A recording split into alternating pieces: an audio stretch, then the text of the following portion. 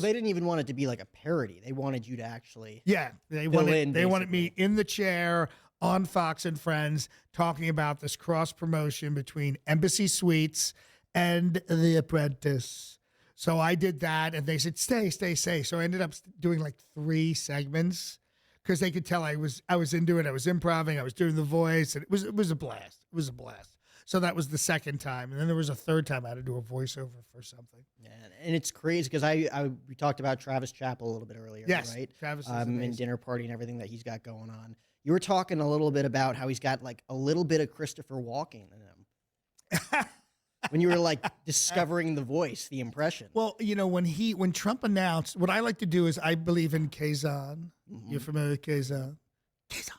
So I always like to, I always want to be constantly improving and not just doing an impression of an impression. I remember one time I was doing Austin Paris somewhere, baby, and I was thinking, wait a minute, I'm doing an impression of an impression of an impression, because it was my impression. So I thought, yeah, I have to go back to the source material, watch Mike Myers, do all those things, and put a little Liverpool in there like he does.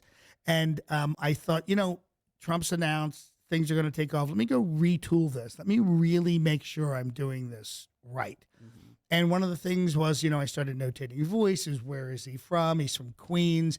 And I'm like, well, who else is from Queens? Because Trump's speak is unique. And I thought, wow, Christopher Walken is from Queens and he's got the staccato. And then I just folded that into Trump to make sure I had the staccato. So, all voices are built on other voices so you can remember them because you have to notate, like, what am I doing?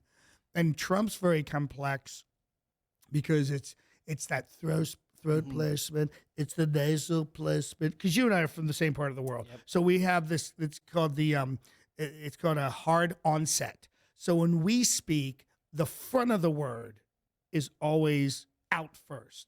If you go to other parts of the country, it's not like that. It's in the middle and the back of the word. So Northeast United States is very nasal. We're naturally nasal. So it doesn't matter if you're from New Jersey, all of New Jersey, Philadelphia, New York, Connecticut. You get up to Boston. We're all pretty much the same with the nasality. So you want to have that nasality. Then with Trump, you want that over enunciation that he does, and that he pulls his voice in, and that he's really big. So you want to take all those unique things about bing bong, bung bing, bing bong.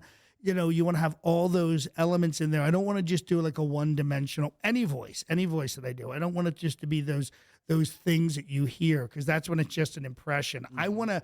If I'm going to be on stage for 45 minutes as Trump, you have to be him. I have to be him. I have to think as him. If I'm doing a Q&A with an audience after I've completed the scripted part, I need to be in his head. And I trained in New York as an actor, and I want to inculcate all those things into whatever character I'm doing. If this show that I'm working on, Fractured Turnstiles, or playing Trump, I want to be able to have whoever I'm playing, Trump's 75. I was going to say 25-year-old grandfather. Wait a minute, that's Trump.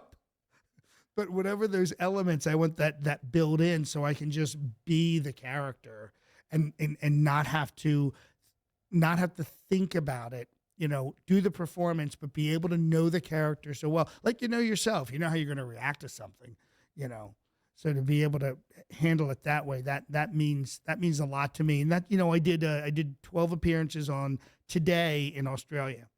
And they were so great. Like they would give me 6 minutes. I mean, that's insane. 6, and sometimes I would actually be sweating. Like, I need 6 new, because I would do 6 more new minutes of material. So I'd have to write it all out and do the bit, and then they'd hit me with questions.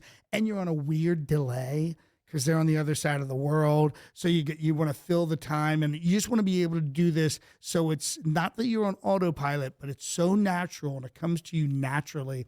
That's what I try to do with all of these. But obviously with Trump, these last few years, it's been like all the time, so to perfect the character where I could just come on and either do something super authentic. I've actually done a number of documentaries where I've had to fill in his voice for stuff they don't have. And they were like, we really wanted to be as authentic as possible.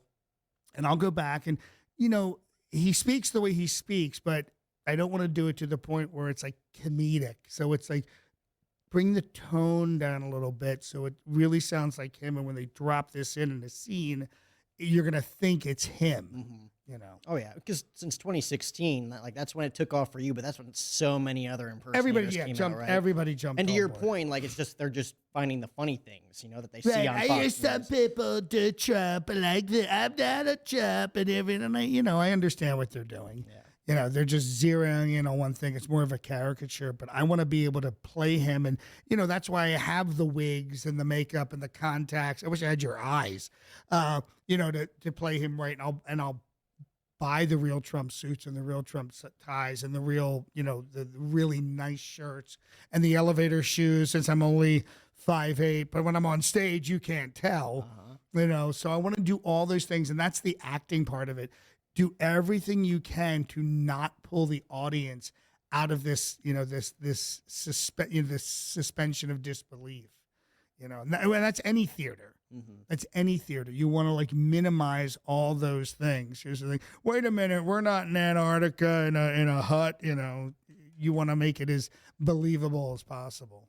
Have you heard Jamie Foxx's impression? Yeah, it's really good. It kind of went viral. I'm like, oh my god! Like, is there anything that guy can't do? Yeah, I mean, to me, I don't know how he does it.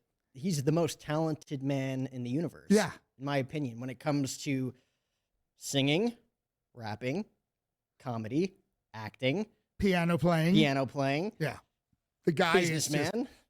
The guy's on another. He's on another planet. When you look at that performance in Ray, you're like, wow, this guy's really good. And every now and then somebody comes along. I don't know if you ever saw Collateral with Tom Cruise. No. And him.